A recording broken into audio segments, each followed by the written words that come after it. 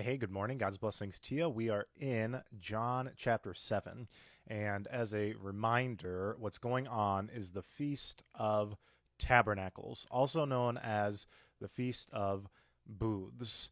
Now, this is where we start in verse 14, about the middle of the feast. And the Feast of Booths lasted 8 days. So this is somewhere around day 4.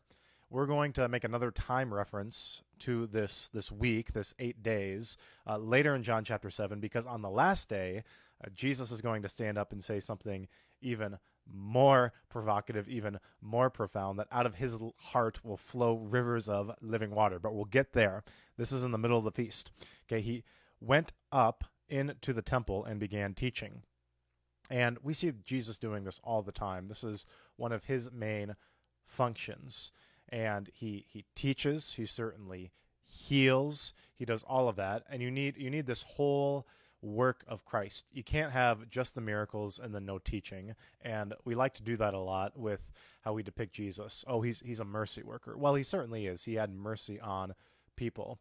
But the problem is, John chapter 6, feeding of the 5,000, well, he does this great miracle, but the people didn't want the teaching. So we need Jesus to do all of this, to do miracles most certainly, but also then to teach us, to explain what these miracles mean. Verse 15, the Jews therefore marveled, saying, "How is it that this man has learning when he has never studied?" And I think this is a this is a question that really indicates the human heart, and we overvalue credentials. And I think we do live in a society of credentialism. Now, I'm not saying that all credentials are bad. It's like our pastors, we want them to go to seminary, to have a diploma. We want our doctors to go to med school, right? That's good. That's a healthy guardrail. And of course, the New Testament speaks of these kind of things, like raising up men to be pastors. Like they've got to go through some kind of process. That is true. The problem is, though, is when you put blind faith in solely credentials and you start believing people only because of their credentials. This is the Pharisees. This is the Sadducees. Do they got the credentials? Oh, yeah, they got credentials. They look really good to the eye, but you have to actually look at what they're teaching and compare it to what the scriptures actually say. So this is the challenge. We get preachers, and I'm throwing myself in there, and I'm teaching you. Well, that's great.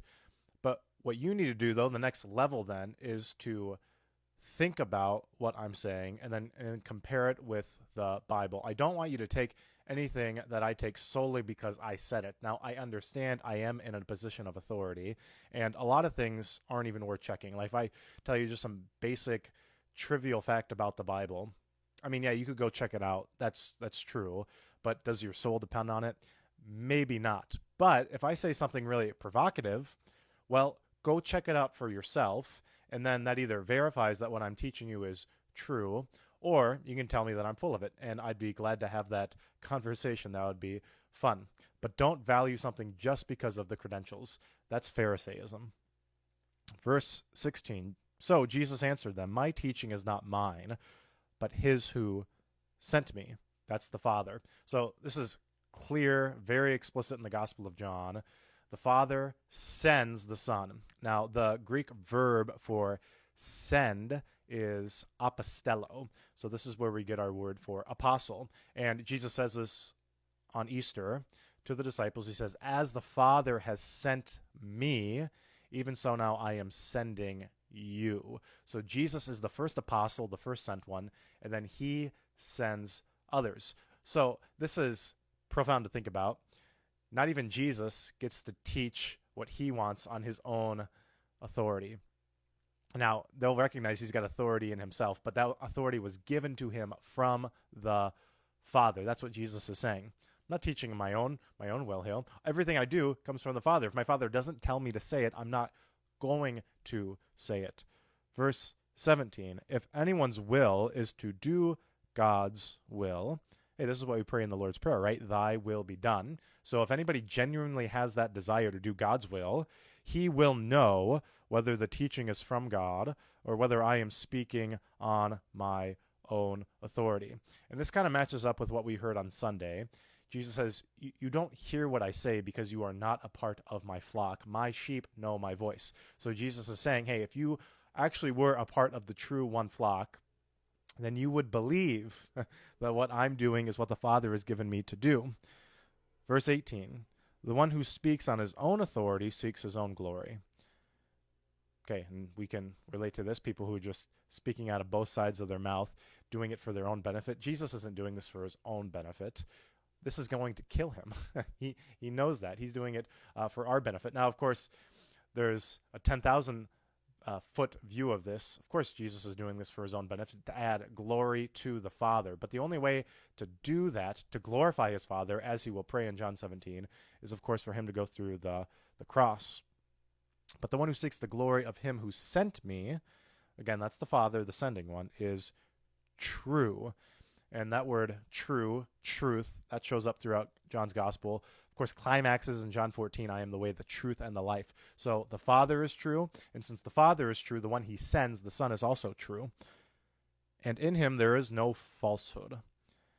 19, has not Moses given you the law? Now, you got to kind of remember what's happened. So in John 6, Jesus fed 5,000. Things exploded with the teaching. But then in John 5, just before John 6, I know, I don't mean to patronize you, but it's good to keep these things in order. Jesus healed a paralyzed man by the pool, and it was on the Sabbath day. And this is what he's pulling in here. So when he's saying, hey, didn't Moses give you the law? So the same Moses who gave you that same law, included in there is the Sabbath day, yes, but also circumcision. Okay, Jesus is inviting us to think through these things deeply. Don't get mad at something simply because, hey, the Pharisees told you to get mad about it. Guys, let's actually think about these things and think about what God's will is. Yet none of you keeps the law. So this is very accusatory. And he says, why do you seek to kill me? So you guys are accusing me of breaking the Sabbath back in John chapter 5. That's really what you're mad about. Okay, and you're mad that I broke the Sabbath day because that's the third commandment. I hear you. But if you're really actually mad about it, then why are you yourselves breaking the law? Because you're trying to murder me. That's breaking the fifth commandment. And actually, as we know, it's the first commandment. You shall have no other gods. They're seeking to kill God. So he's pointing out their inconsistency. Verse 20. The crowd answered, you have a demon. Well, that's good name calling. Things never changed. And this accusation is going to come up again in the next chapter, John 8. They're going to accuse him of having a demon, and they're going to add something. They're going to say, you're a Samaritan. And so they're meaning it as an ethnic slur. And it's interesting, in John 8, Jesus is going to say, well, I don't have a demon. And what's funny there is he doesn't even address the Samaritan thing. We'll talk about that later, but I think that is a wink and a nod at the parable of the Good Samaritan. Of course, and we read that in the primary way, Jesus is the Good Samaritan. So who is seeking to kill you? We call this gaslighting today. They're all trying to kill Jesus. They've been plotting it for a while now, and they're going to say, well, nobody's trying to kill you. What are you talking about? And, well, thankfully, Jesus can see right through it.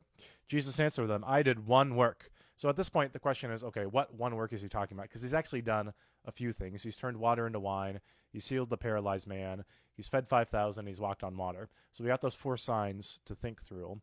And what becomes obvious later on here, he's talking about the healing of the paralyzed man by the pool, because that was the Sabbath day. That's what he's talking about. I did one work. I healed a paralyzed man on the Sabbath day. Okay. And you all marvel at it. And by marvel, this is not positive. It's gotten you thinking, but you're mad about it. Verse 22, Moses gave you circumcision. Not that it was from Moses, but from the fathers. So it wasn't actually Moses who passed on circumcision. It was Abraham. So that came later. So what's going on here is Moses wrote the Torah. He wrote the first 5 books of the Bible. So Moses kind of becomes shorthand for anything in the law. And you circumcise a man on the Sabbath. Okay, Sabbath day. Keep the Sabbath day holy by not doing any work, right? Sabbath means rest, cease. But Jesus is saying, okay, you guys know the Sabbath day, but then we also have circumcision. And if somebody was born 8 days before the Sabbath day, the command is still to circumcise him. And you would say that cutting the foreskin off a male, that's work, isn't it? Obviously it is, but you do it. So you recognize, actually we have to think through these things. The law isn't so simplistic as we'd like it to be. We see you working on the Sabbath. Now we got to think through this. Is it lawful for him to do it or not? And what Jesus will say is actually on the Sabbath day, and we get this in Mark explicitly, it might be in the other synoptics too. He's like, what's lawful to do on the Sabbath, to heal or to kill? It's like, you guys are plotting to kill me. Is that work? Yes, that's work. And you're mad at me for just healing somebody. And this also goes back to another thing from the synoptics. If your ox falls in a ditch on the Sabbath day, are you going to leave him there until sundown? Of course not. That's ridiculous. That goes against the whole spirit of the Sabbath. The point is that you would worship God and honor him. And if you're refusing to help others when it's the Sabbath day, you're clearly not honoring God. That's not the fulfillment of it. So, verse 23, if on the Sabbath a man receives circumcision, so that the law of Moses may not be broken, are you angry with me because on the Sabbath I made a man's whole body well? See, that's the point of circumcision, to bring you into the covenant of God, to make you well. Jesus is fulfilling circumcision. He is fulfilling the Sabbath by making people well, and they're mad at him for it. It reveals their heart. Verse 24, do not judge by appearances. And this is the temptation, right? Seeing, and we like sight because then we can judge it, we can lay it all out. It makes sense to us this way. But we know this from Genesis 3. Adam and Eve saw that the fruit was good rather than listening using their ears.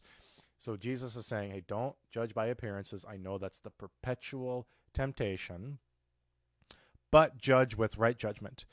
And as we've seen here, we got to get a whole picture of what's going on. Sermon on the Mount, Jesus says, judge not, lest ye be judged. Okay, that's true. We have to then, though, tease that out. What does that mean? Because then Jesus will tell us here, actually, judge with right to judgment. So that's the key. So in Matthew 5, when Jesus says that, judge not lest ye be judged, he's talking about, hey, guys, don't condemn anybody to hell. That's not your place. That's not your authority. All the authority has been given to me, Jesus says. Don't do it individually either, because then what happens in Matthew 18, and people love this chapter, this is church discipline. Your brother sins against you, bring another witness. They don't listen to the witness, eventually bring it to the church. So as a church then, we are called to collectively judge. We have to make judgments. This is just how human life is. We make judgments on a daily basis. Do you want eggs for breakfast or sausage? Well, hey, that's a judge. That's a judgment right there. So don't condemn anybody to hell on your own authority. That's true. Certainly don't excommunicate anybody on your own authority. This is why these are churchly matters. And yes, you could say, well, we got to be careful. Well, fine, but we do have to judge with the right judgment eventually. Because if we don't judge at all, well, then we're never going to do anything. This calls for wisdom. I'm not saying this is easy, but this does invite us to go deeper into the scriptures so that we could make right judgments, not simply with our eyes, but understanding, make true judgments with hopefully a heart, a new heart that God has given us. All right, well, that concludes our section here. We'll be in John 7 for a while. The chapters in John are a little bit longer, but I'm thoroughly enjoying this. God's blessings to you. Hope to see you soon. Thanks.